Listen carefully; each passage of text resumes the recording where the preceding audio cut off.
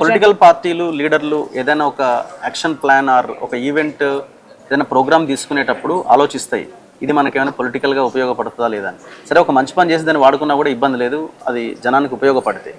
So ఆ కోణంలో మీరు కూడా ఈ అంశం ఏమైనా వెలుగుమట్ల మనం దీన్ని మీద గట్టిగా ఫైట్ చేస్తే ఇది మనకి పొలిటికల్గా యూజ్ అవుతుంది అని ఆల్మోస్ట్ 1 వీక్ తర్వాత మీరు డిసైడ్ అయ్యి అడుగేసారు? నేను పుట్టడమే పొలిటికల్ ఫ్యామిలీలో పుట్టిన అంటే మీకు మాట చెప్తున్నా, నేను పుట్టడమే పొలిటికల్ ఫ్యామిలీలో పుట్టిన. సో ప్రజలకు నువ్వు మంచి చేస్తే డెఫినెట్గా రిజల్ట్ వస్తుంది, ఇవాళ కప్తే రేపు వస్తుంది. ప్రజలకు నువ్వు చెడు చేస్తే ఇవాళ కప్తే రేపు వస్తుంది. నేను పుట్టిన పొలిటికల్ ఫ్యామిలీలోంచి అప్స్ చూసినా, నేను డౌన్స్ చూసిన. ఎక్కడైతే రాళ్ళేసినో ఎక్కడైతే పూలేసినో అక్కడే రాళ్ళేసినటువంటి సిచ్యువేషన్స్ కూడా చూసిన. సో ప్రతిదీ పాలిటిక్స్ కోసం చేయాల్సిన అవసరం లేదు, మనుషులుగా మన పని మనం చేసుకోవాలి. ఈ గత 15 రోజుల్లో నాకు తెలిసి నేను రోజుకు 2 గంటలు కూడా పడుకొని ఉండను, అంత పని ఉండే కంటిన్యూస్గా. ప్రజా ఉద్యమాలు కావచ్చు, లీగల్ ఇష్యూస్ కావచ్చు, ఫ్యామిలీ ఇష్యూస్ కావచ్చు.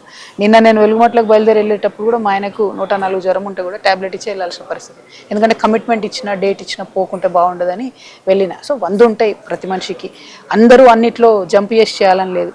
మేము చేసిన 100 ఉద్యమాల్లో మీరు లేరు, అట్లా ఉండదు కదా. సో ఎవరు చేసే యాక్టివిటీ వాళ్ళు చేస్తుంటారు, ఒకరికొకరు సపోర్టివ్గా ఉండి 101 ఇష్యూస్ ఉంటాయి, టేకప్ చేయాలి. అల్టిమేట్గా ఒక వైబ్రెంట్ డెమోక్రటిక్ తెలంగాణ ఉండాలి అనేది స్పిరిట్ ఉండాలి, దానికోసం పనిచేస్తాం. ఈ పర్టికులర్ ఇష్యూలో ఎవరు బాధ్యులని మీరు గుర్తించారు?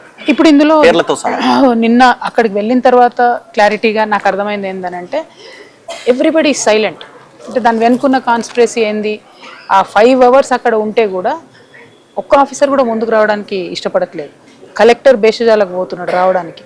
15 రోజులైంది వాళ్ళందరినీ బాధితులను తీసుకెళ్ళి అక్కడ పెట్టి రావడం లేదు, ఆర్డీఓ వచ్చి వెళ్తున్నారు. సో ఆ ఆఫీసర్స్ ఆ విధానం అదంతా చూసిన తర్వాత క్లారిటీగా ఇంకొంతమందితో ఫోన్స్ మాట్లాడడానికి అర్థమైంది ఏంటి అంటే అది మొత్తం లెవెల్ చేసి ఏదో ప్రైవేట్ ప్రాజెక్ట్కి ఇవ్వడానికి ప్రయత్నం చేస్తున్నారు. 3 మంత్రులు కూడా కూడబలుక్కొని ఈ 30 ఎకరాల మీద కన్నేసిండ్రు. దానికోసమే ఈ ప్రయత్నం. 62 ఎకరాలు 7 గుంటలు.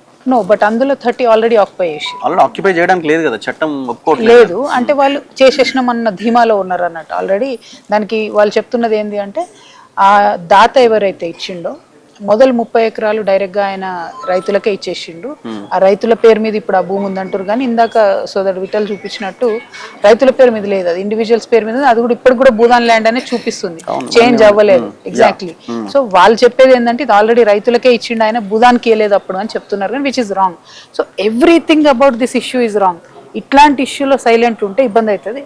సో ఒక సీరియస్ కమిట్మెంట్తో చేయాలనే ఉద్దేశంతోనే ఇప్పుడు ఏం చేయగలుగుతాం, ఎత్తవతల పడేసి అరెస్ట్ చేస్తున్నారు, ఏం చేయగలుగుతాం? We can only punish ourselves. So we will not it. ఇది గాంధీజీ భూమి ఆ భూమి కాకుండా వేరే ప్లేస్ లో మేము కట్టించి ఇస్తామని గవర్నమెంట్ చెప్తున్నది. నిన్న ముఖ్యమంత్రి కూడా తుమ్మల నాగేశ్వరరావుకి ఒక సూచన చేసినట్టు వాళ్ళ పేపర్లో వచ్చింది. ఎస్, కాకపోతే అందులోనే అసలు కుట్ర ఉంది. ఇప్పుడు భూదాన్ ల్యాండ్ అక్కడ ఉంది, దాని విలువ పెరిగింది, అది ఇప్పుడు సాఫ్ అయింది. ప్రభుత్వం డబ్బు పెట్టి 30 ఎకరాలు మంచిగా బుల్డోజర్లు పెట్టి నీట్గా వేసిరు. దాన్ని గజం 40,000 ఉంది ఇప్పుడు అక్కడ ఆ పేద ఇంటి బిడ్డకు 100 గజాలు ఉన్న మంచి ప్రాపర్టీ ఉన్నట్టే కదా. సో వాళ్ళకి అది ఉండడానికి లేదట, వీళ్ళని తీసుకుపోయేమో డబుల్ బెడ్రూమ్ ఇస్తారట, ఈ ప్రాపర్టీ అంతా వేరే వాడికి ఇచ్చే ఆలోచనలో ఉన్నారు.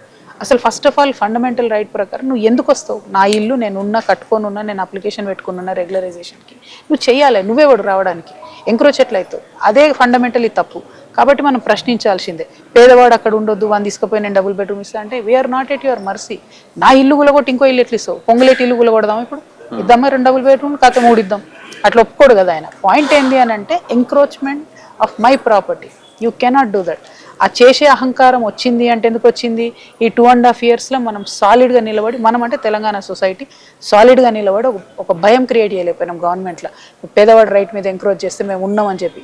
ఇవాళ అది క్రియేట్ చేయడానికే నేను డాక్టర్ విశారదన్ గారు ఇంకా ఎవరు కలిసి వస్తే వాళ్ళు ఒక ప్రయత్నం మొదలుపెట్టిన.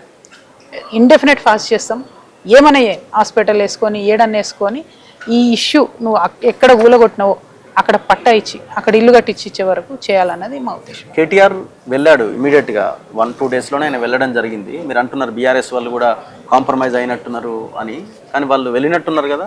కేటీఆర్ పోయిండు అక్కడికి వెళ్ళినప్పుడు వాళ్ళ పాత మంత్రి గారి పేరు వినబడ్డది, పువ్వాడ అజయ్ గారి పేరు, కానీ క్లారిటీ లేదు ఎవరి వెనుక ఎగ్జాక్ట్లీ ఏ మనిషి వెనుక ఉన్నారు ఏంటి అని. ఒక 9 acres సంబంధించి ఏదో వారి ఇన్వాల్వ్మెంట్ ఉంది అని చెప్పారు, కానీ ఐఎమ్ నాట్ ష్యూర్. బట్ మేజర్గా ఏంటి అంటే పాత మంత్రులైనా కొత్త మంత్రులైనా పబ్లిక్ రిప్రజెంటేటివ్స్ కంప్లీట్గా దీన్ని హ్యాండ్ ఓవర్ చేసుకొని 60 ఎకరాలు కొట్టేయాలన్నది ప్లాన్. ఇప్పుడు బాగా రేటు పెరిగింది, 2 highways వస్తున్నాయి కాబట్టి ఇంకా చాలా వెల్దీ ప్లేస్ అయిపోయింది అది. అటువంటి ప్లేస్లో పేదవాళ్ళు ఉండొద్దు అనేటటువంటి కుట్ర, వీళ్ళని తీసిపడేసి ఎవడు అడుగుతాడు అని. సరే, దానికి ఇంకొక ఇంట్రెస్టింగ్ విషయం, పొంగులేటి గారు నిన్న ప్రెస్ మీట్ పెట్టి ఏమంటారంటే అందులో కొంతమంది అనర్హులు ఉన్నారు అన్నాడు.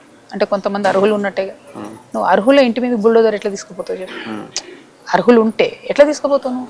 How dare you? నువ్వు గవర్నమెంటే కదా, నువ్వే కదా ప్రొటెక్ట్ చేయాలి, ఎట్లా తీసుకుపోతావు? ఇప్పుడు రేవంత్ రెడ్డికి తెలిసే జరిగి ఉంటుందా ఈ వ్యవహారం అంతా? లేదు వాళ్ళు మంత్రులు ఇద్దరు అక్కడ వాళ్ళు చేసుకున్న వ్యవహారంగా కనబడుతుంది. రాష్ట్రంలో చీమ చిట్టుకు మన ముఖ్యమంత్రికి అయితే తెలుస్తుంది కదా, తెలియదని అనుకోవడం కరెక్ట్ కాదు.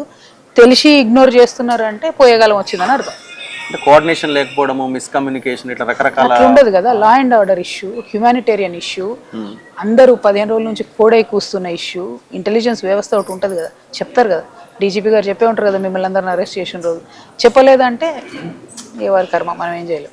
కాబట్టి వారికి వినపడేటట్టు కనబడేటట్టు చేయాలన్న ఉద్దేశంతోనే ఈ దీక్ష చేస్తారు.